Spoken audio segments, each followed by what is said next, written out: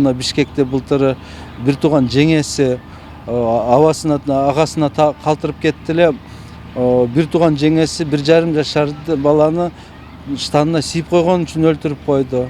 Ошондой мисалы мигранттардын балдары ошо кичине болсо тили жок, чоң болсо айта албайт, айта турган жери жок. Мисалы Сузакта ошондой бир тууган апжеси уруп, анын апжесинин баласы, кызы дагы бул мигранттын баласын уруп, акыры директордун мектебине качып кетпедиби?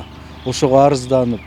Ал жөнөткөн акчасын, апасы жөнөткөн акчасын балага сарптабай, өзүнүн кызына сарптап, ага бир смартфон жөнөтүп берген экен. Ал смартфонду балага бербей, өзүнүн кызына берип, өкөйлөшүп бул баланы уруп, эми бул баланын тили бар экен, путу бар экен, качып кетиптир.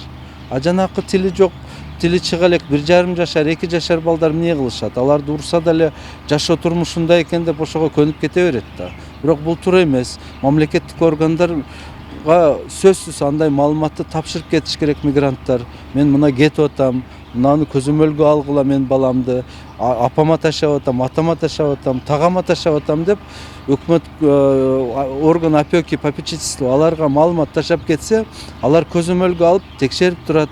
Бала каралып атабы, мектепке барып атабы, же буну баягындай эксплуатациялоо кылып жумуш иштетип атабы?